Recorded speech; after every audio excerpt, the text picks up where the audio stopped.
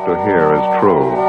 Only the names have been changed to protect the innocent. Fatima Cigarettes, best of all long cigarettes, brings you Dragnet.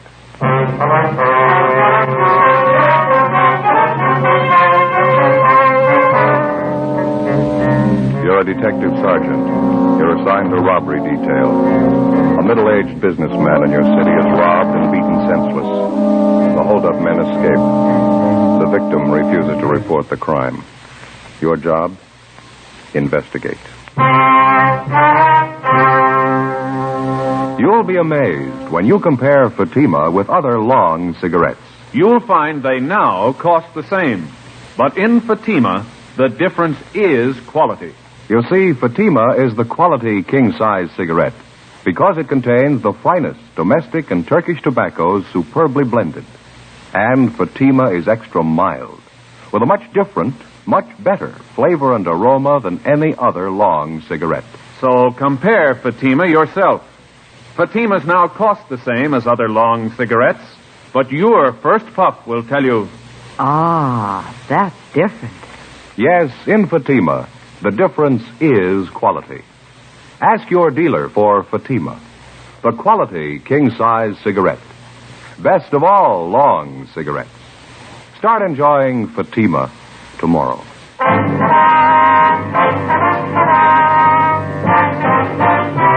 Dragnet, the documented drama of an actual crime. For the next 30 minutes, in cooperation with the Los Angeles Police Department, you will travel step by step on the side of the law through an actual case transcribed from official police files. From beginning to end, from crime to punishment, Dragnet is the story of your police force in action. It was Tuesday, October 8th. It was overcast in Los Angeles. We were working the day watch out of robbery detail. My partner's Ben Romero. The boss is Captain Didion. My name's Friday. It was 11:23 a.m. when we got to 700 South Hill Boulevard, the Butler Accordion Studios. What do you think? Oh, I don't know. It must be upstairs, I guess, huh? Oh, yeah, there it is. Main office, second floor. Yeah.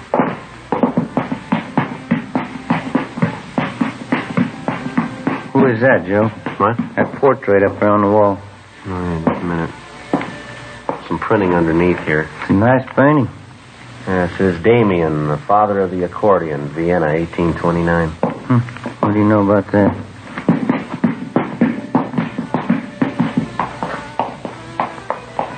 Must be it down there, huh? Yeah. Want to try? Yeah. Yes, sir. Are you Louis Butler? Yeah, that's right. And can I help you? Police officers, Mr. Butler. I'd like to talk to you for a minute. Is your name Friday? Yes, sir, that's right. This is my partner, Sergeant Romero. How do you do? I'm sorry, Sergeant. I told you on the phone. I just don't want to talk about it. We'd appreciate it if we could have your cooperation. It's a pretty important matter. Well, I'm the only one concerned in it as far as I can see. I just as soon forget the whole thing. Besides, I got a pretty busy day ahead of me. Well, we'd like to straighten you out, Mr. Butler. It concerns a lot more people than just yourself. Now, we're not going to take much of your time. Just a few questions, that's all. I told you on the phone, Sergeant. I don't want to talk about it. Can't you just forget about the whole thing? It's only going to take a few minutes, sir. All right. Come in if you want. Thank you. Thank you. Place is in kind of a mess. Wife's away to mother's. Oh, you can sit down if you want. Oh, thanks. Thank you very much. All right, Pepper. I'll feed you. Just a minute. It's a nice cat you got there. Siamese? A little bit, yeah. It's my wife's. Don't care too much for cats myself. All right, Pepper. Now, wait a minute. Get your nose out of there. Here you go, Pepper. That ought to hold you for a while. Look at that, Joe. Sure goes for that milk, huh? Yeah, it sure does. You're going to have to make it fast, Sergeant. I got an appointment for lunch downtown. All right, sir. I'd just like to have you elaborate on what Dr. Hart told us. Is he your family doctor, by the way? Yeah, that's right. He had no business calling you in the first place. I told him I didn't want it to get out. What'd he tell you? He said you came to him for treatment night before last, and you told him you had been beaten up and robbed. He treated you for cuts and bruises about the face and head. No, it was nothing. Didn't amount to anything. Well, was there actually a robbery, Mr. Butler? Believe me, Sergeant, it didn't amount to anything. I don't even want to go into it. How much did the robbery involve? Money, I mean. I'd rather not say. I don't want any fuss made about it. That's why I didn't report it. Just isn't worth it to me. We understand the hold-up men took more than $800 from you. Wouldn't you like to get that money back? I don't want to be nasty about this thing, but I was the one who was held up. Now, if I don't want to press the case, I don't see why anyone else should worry about it. It was my money. How about the beating that the thieves gave you? It's nothing serious. It's like I told you on the phone. I want to forget about the whole thing. Well, it must have involved more than just a few scratches from the looks of you, and the doctor had to treat you. Take my word for it, please. I'm all right. I don't want to press charges. Appreciate it if you'd give us some kind of an explanation, Mr. Butler. Why? I don't want to bother, that's all. There's nothing to explain. Well, you'll have to admit that this is a little unusual. Somebody beats you up, slugs you, takes $800 from you, and you don't want to do anything about it? You're going to have to excuse me a minute. I have one of my accordion students down the hall in the practice room. Almost time for him to go. I have to give him his lesson for next week. All right, sure, go right ahead. It'll only be a minute. How about that? Yeah. Acts like he's scared to death. Well, whoever it was, they gave him a going over. Half of his head in bandages, face all swollen. Sure something phony. Well, he's not going to be much help unless we can talk him into a crime report, huh? Somebody's got to him. I'll bet on it. Oh, hi there, Kitty. Hi, Kitty. I've been thinking it over, officers. Sorry I had to come out here, go to all this trouble, but I just as soon forget the whole thing. I don't even want to talk about it if you don't mind. We don't mean to high pressure you, Butler, but we'd like some kind of an explanation. Well, can't you understand? I just don't want to make a big fuss about it. I'd like to have you go along with my feelings in the matter. It's my affair, isn't it? No, sir, it's ours, too. Half a dozen people like yourself have been beaten up and robbed in this neighborhood, all in the last 5 weeks. Now, if we can find the thieves, we can put a stop to it. We can make sure the same thing doesn't happen to your neighbors. Well, they're going to have to look out for themselves. I'm not getting tied up in a big investigation. The neighbors don't worry about me. Fred, it goes a little further than that. What? You've been beaten up and robbed once. How do you know it isn't going to happen again? Well, it's not, that's all. I'll make sure it doesn't. How? What's going to stop the same thieves from knocking you over again? Look, if it's all the same to you, I want to forget about this. I'm going to have to be running along. It's getting late. No, there's just one more thing, Butler. When the doctor was treating you the other night, this Dr. Hart, he says you told him that you knew who the hold-up men were. Now, is that right? No, he got it all mixed up. I didn't mean it that way. How did you mean it? I'm in a funny position. I just can't explain, that's all. I can't take the chance. Did the hold-up men threaten you? I can't talk about it. Give me a break, please. You're making a mistake, mister. Play ball with those thieves and they'll ruin you. It's not only me, it's my family, too. I'm not going to take the chance. If they threatened you and your family, you're taking more of a chance keeping quiet about it. They'll bleed you white. Blackmail, robbery, anything you can think of. Now, this has happened before. Can't you see the spot I'm in? I know who they are. I know what they can do. I got a wife to think about. Would you put your family in that position? You're buying protection from a couple of hoods. Now, figure it out. How much is it worth? How far can you trust them? If you pick them up, they'll know I told you. I don't want anything to happen. Can't you see that I haven't any choice? What else can I do? Help us put the thieves where they belong. You'll have all the protection you need till they're locked up. It's a big order. I don't know. You and your wife will be under 24-hour guard. Now, that's a promise. How long would that have to go on? Long enough to bring them to trial and convict them? Now, how about it? They warned me about telling the police. They said they'd get both of us if I did, me and my wife. Now, they meant it, too. They'd get us. What can you do about it? Get them first. After another hour of talking, we finally persuaded the robbery victim, Louis Butler, to come downtown with us. He dictated a full statement about the holdup and filed a crime report. He told us he'd been robbed and slugged late at night a few blocks from his music studio. $820 had been taken from him by two bandits, both of whom were armed, both of whom he recognized. He said one of the men was a Marvin Carter, a former bartender at a neighborhood tavern. The other was Ralph Quincy, a merchant seaman. We went across the street and met with Deputy District Attorney Fred Henderson. The next day, the case was presented to the grand jury and a true bill was returned. The two suspects, Marvin Carter and Ralph Quincy, were indicted on one count of armed robbery. That afternoon, both of them were booked at the main jail and then released after posting a required bail of $10,000. 4:30 p.m., Ben and I went back to the office and met with Captain Didion. How are you making out on it? Pretty fair shape, Skipper. The arraignment's set for 2 weeks from Thursday. How about protection for the victim? Well, it's all set up. Butler and his wife are under 24-hour guard. 3 teams of men on it.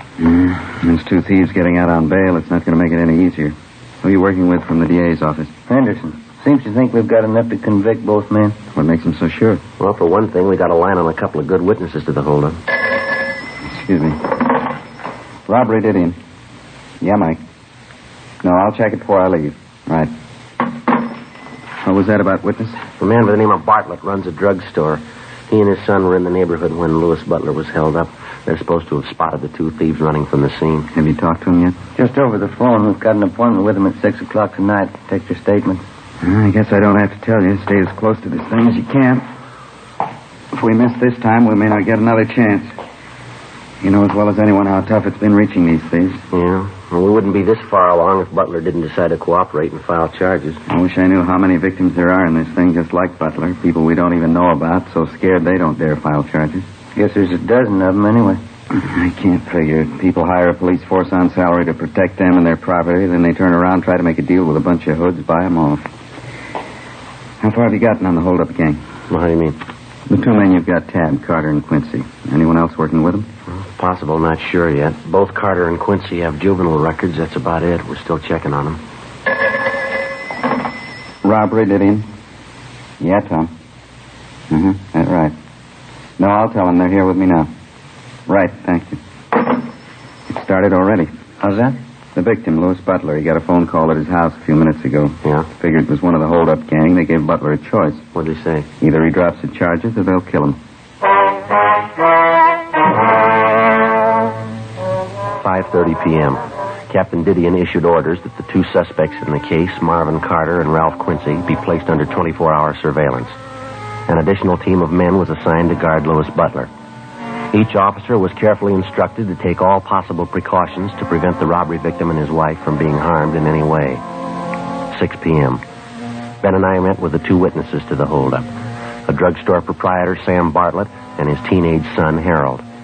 They told us that they'd been in the immediate vicinity the night Butler was robbed and that they'd gotten a good look at the two gunmen as they ran from the scene of the holdup.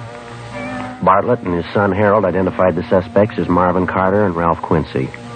Statements were taken and both witnesses were warned to maintain absolute secrecy about their part in the case. Next day, we made arrangements to have the druggist and his son subpoenaed for the Superior Court arraignment. 6 days went by. Thursday, October 17th, 8 a.m. We checked in the office and found the message waiting for us. What is it, Joe? The druggist's son, Harold Bartlett. What about him? Found him in an alley, 3 o'clock this morning. What? Yeah, slugged and beaten.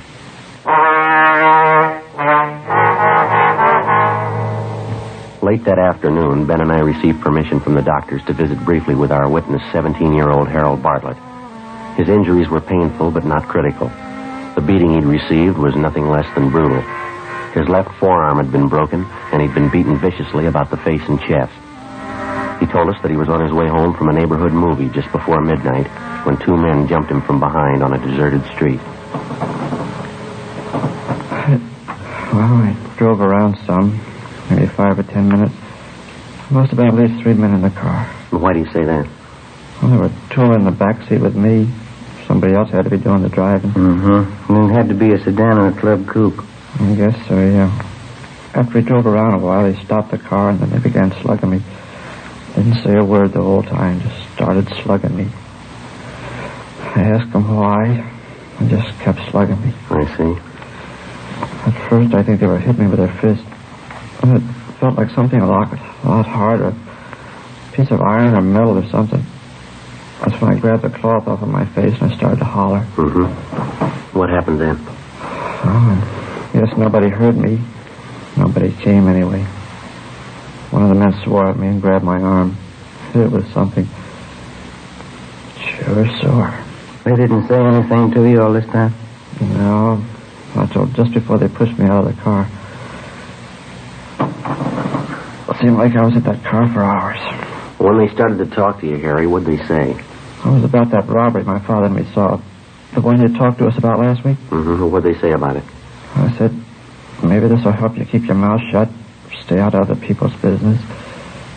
They said that a couple of times. They said a lot more had happened to Dad and me if we went to the police. If we were witnesses at that trial. Do you remember if the men called each other by name? No, I don't. I don't remember anyway. Well, son, you remember when we talked to you and your father last week, we told you to say nothing about the case to anyone, didn't we?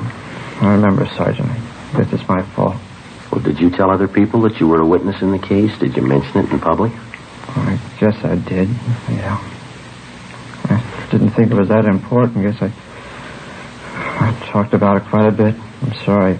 It's It's my fault. That's all right, Harry. If you remember it from now on, it'll save a lot more trouble. I remember, Sergeant. Those two men last night scared me for a while. Guess most of it was talk, huh? How do you mean, sir? Well, they were warning me about staying away from the cops. They said they'd kill me and my dad if we were witnesses. Mm-hmm. They were probably just trying to scare us, huh? They were fooling? Well, you had a sample last night, son. Yeah? Were they fooling?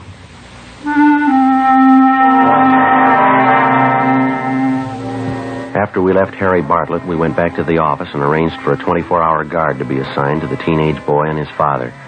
A thorough investigation of the attack on the boy failed to turn up any leads. On the surface, the two robbery suspects, Carter and Quincy, were not involved. During the week that followed, we heard of no further threats or attacks, either on the victim, Louis Butler, or the witnesses involved in the case. Ben and I worked with Deputy District Attorney Henderson, preparing the case against the two suspects. 2 days before the trial opened in Superior Court, we got an urgent call. Yeah, I know, but how did it happen? Yeah. All right, Tom, thanks. Well, what's the trouble? Couldn't be worse. No victim. What do you mean? Mr. and Mrs. Butler have disappeared.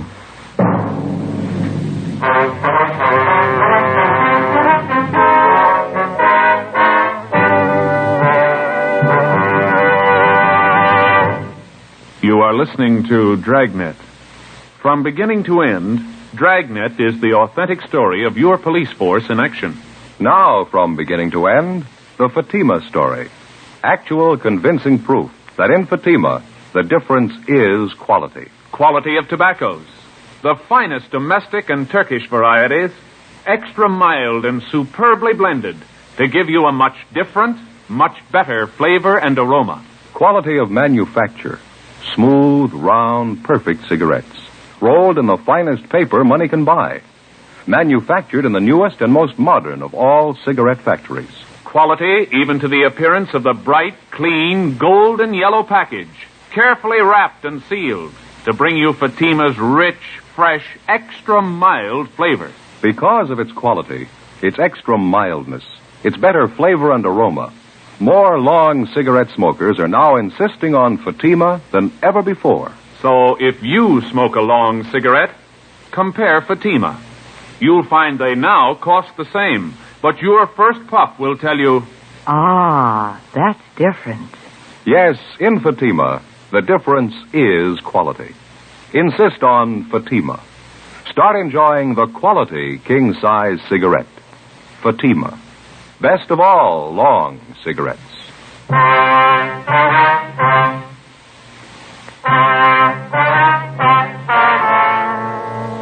Tuesday, November 5th, 9 a.m. The trial of robbery suspects Marvin Carter and Ralph Quincy opened in Superior Court, Department 88. The complaining witness, Louis Butler, failed to appear. For 2 solid days, we'd been busy checking all of the Butler's friends and relatives in the city. They couldn't help. Each time the Butlers had left their residence, they'd been under surveillance. We'd had an understanding with them that in the event that they were in their automobile, and for some reason the officers assigned to them lost them in traffic, the Butlers would immediately return to their home. On the night of November 3rd, under the pretext of going to a neighborhood theater, the Butlers made a right-hand turn from a left-hand lane of traffic, so it became obvious that they were trying to elude the officers following them. A check was made at their home as prearranged, and they failed to return. When they failed to appear for the trial, a bench warrant was issued by Superior Court for the missing couple. Deputy District Attorney Henderson asked the court to grant a delay in order to find the Butlers. It was granted. In the meantime, we'd gotten out a broadcast and an APB. Missing persons detail helped out in the search. Still no sign. Tuesday, November 12th, 11 a.m. Deputy D.A. Henderson phoned us from the Hall of Justice. When was that, Fred? Is that right? Yeah, well, thanks a lot. What do you have to say? The attorney for Carter and Quincy asked the court for dismissal, no complaining witness. Will the judge rule on it yet? Yeah, case dismissed.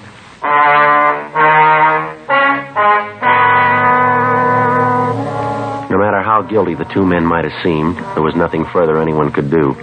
Without a complaining witness, our case was finished. The two suspects, Carter and Quincy, were released from custody. In a few days, Quincy left town for the east. Carter remained in the city. The search for Mr. and Mrs. Butler went on. No sign of either one of them. December came, and then the Christmas holidays, New Year's. On January 16th, Louis Butler suddenly reappeared back in town and surrendered on the bench warrant. They explained to the judge that because of the numerous threats on their lives just before the trial, they were afraid to appear and that they left the state without telling anyone. The judge gave them a lecture and a warning and dismissed charges. Another month passed, February and then March. On April 2nd, we got word from Denver, Colorado, that one of our former robbery suspects, Ralph Quincy, had shot and killed a 24-year-old policeman while attempting a robbery in that city. Quincy was tried and convicted of murder and received a life term. In the meantime, we'd heard little or nothing about the other former robbery suspect, Marvin Carter. Another 2 months passed. Spring months wore on into summer. Monday, July 8th, 8 a.m. Friday, Romero, see you a minute. Yeah, Skipper? You want to sit down? I got something for you. A hold-up victim, man by the name of Sheridan, came in late last night, filed this crime report here. Have a look. Thank you. Let's see, Joe. You can notice there it happened in the same area where we had that rash of hold-ups last fall. Yeah, I see. Victim robbed and beaten. Suspects used the same approach, same M.O., followed it right down the line. Yeah. Victim warned not to contact police. Bodily harm threatened if victim did so. How about the descriptions of the hold-up men here? The victim pretty sure about them? Gaffney handled the report. The victim said he got a good look at one of the thieves. Gaffney gave him a bunch of mugshots to look at. Yeah. Here's the one he picked out of the lot. Thanks. Have a look, Joe. Marvin Carter. As soon as the robbery report had come in, an immediate check had been made of Marvin Carter's last known address, an apartment in the West Pico district. The landlord revealed that the suspect had moved at least 2 months before. We got out a broadcast and an APB on him. Together with Sergeants Gonzalez and Henry, Ben and I started on a systematic check of all of Carter's known friends, relatives, and associates. After that, we started on the places he was known to frequent. Hotels, bars, restaurants. No luck. 2 weeks went by. There were no further reports of robberies where the M.O. of the criminal matched that of Carter's. Tuesday, July 26th, 2 p.m. We got a call from one of our informants, Bertie Simmons, who told us that he might have some information for us. He said it concerned Marvin Carter. He told us he'd meet us at MacArthur Park on the 6th Street side at 2:30 p.m. 2:50 p.m. You'll have to excuse me, Sergeant. Sorry I'm late. I had to move from that other place. Things haven't been going too good for me. That's all right, Bertie. What's the matter? No luck with the horses? Yeah, a lot of luck. It's all bad. If there's a pig in the race, I have to bet on him every time. Getting so I can't even pick him to show anymore. I don't know. What else is new with you, Bertie? No job yet? No, but I'm still looking. Been down around some of the joints, South Main, Alameda, keeping an ear to the ground. Mm-hmm. Want a smoke?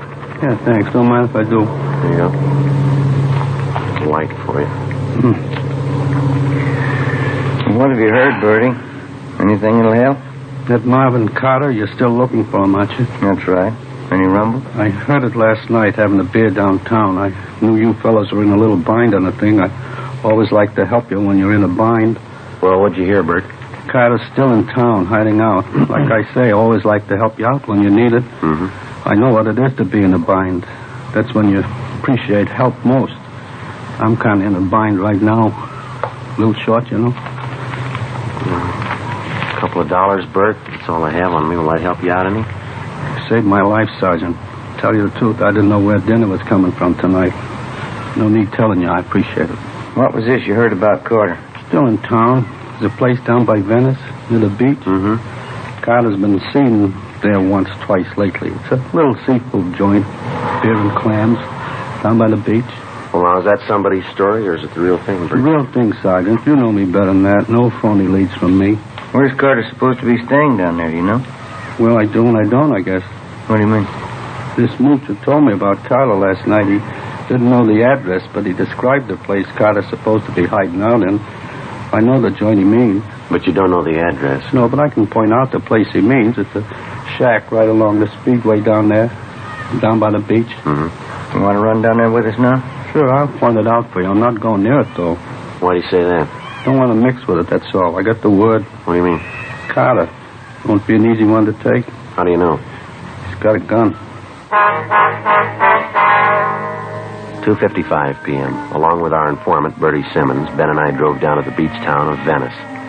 Bertie pointed out a brown wooden frame cottage where Carter was supposed to be hiding out. While Bertie waited in the car, Ben and I checked it out. There was nobody at home, but there was plenty of evidence inside the cottage that Carter was living there. I went back down the street to where we'd parked our car. I kept an eye on the cottage while Ben got to a phone to call the office.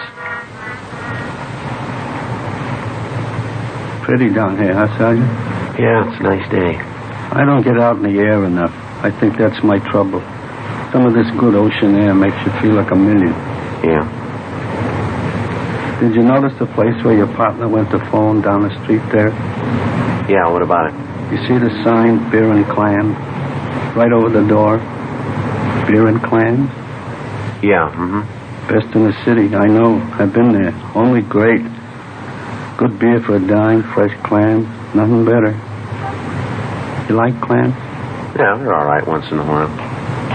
What am I going to do if you two have to wait here all night? Well, we'll get you back to town, Bert. We'll figure out something for you. Hi, Ben. Did you get a hold of the captain? Yeah. Marvin Carter was picked up downtown 20 minutes ago. What? Yeah, he's driving a rented car. Traffic unit picked him up. Will they tab him on his description? Not at first. Reason they noticed him was because he was double parked on a busy street, and they pulled him over and got a better look at him. I did. Any trouble with him? None at all. Got him booked at Main Jail. Say, that's sure too bad, and What do you mean, Bert? it's your case, isn't it? How long you fellas been working on it? Just about a year, huh, Joe? Yeah, just about. Coming all this way for nothing. You're ready to make the pinch and somebody else does it for you. Must be kind of disappointing, huh? All that time, all that work? Well, Carter's in jail. That's the main thing. Well, I guess we better drive back in, huh, Ben? Yeah. Say, just a minute, Sergeant. No use coming all this way for nothing. What if you do me a favor? What's that, Bert? That sign down the street. What? The blue and white sign, beer and clam. Wonder if you could drop me off right in front. Beer and clam? Oh, yeah, Bert, all right. Sure nice of you. Just like I was saying. What's that? No use coming all this way for nothing.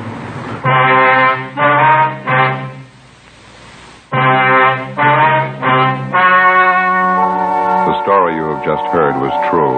Only the names were changed to protect the innocent. On October 29th, trial was held in Superior Court, Department 86, City and County of Los Angeles, State of California. In a moment, the results of that trial. And now, here is our star, Jack Webb. Thank you. Friends, let me tell you how to size up king-size cigarettes. First, take a Fatima, and then any other king size. Now, side by side, the two look alike, but they're not. Because no other king-size cigarette has Fatima quality. That's right. In Fatima, the difference is quality. Quality that results from a blend of the finest domestic and Turkish tobaccos. Quality that gives you extra mildness, a much better flavor and aroma. Remember, if you haven't tried Fatima yet, take my advice. Buy a pack. Smoke Fatimas and you'll discover what I know. In Fatima, the difference is quality.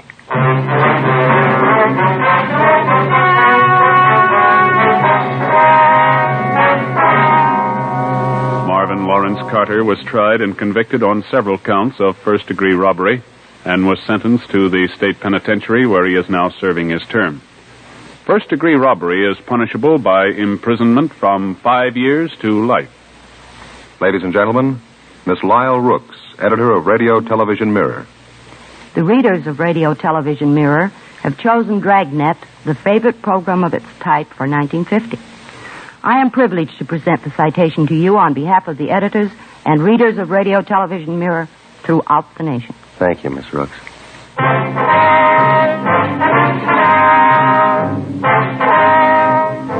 You have just heard Dragnet, a series of authentic cases from official files. Technical advice comes from the Office of Chief of Police W.H. Parker, Los Angeles Police Department. Fatima Cigarettes, best of all long cigarettes, has brought you Dragnet, portions transcribed from Los Angeles. Stay tuned for Counter Spy next over many NBC stations.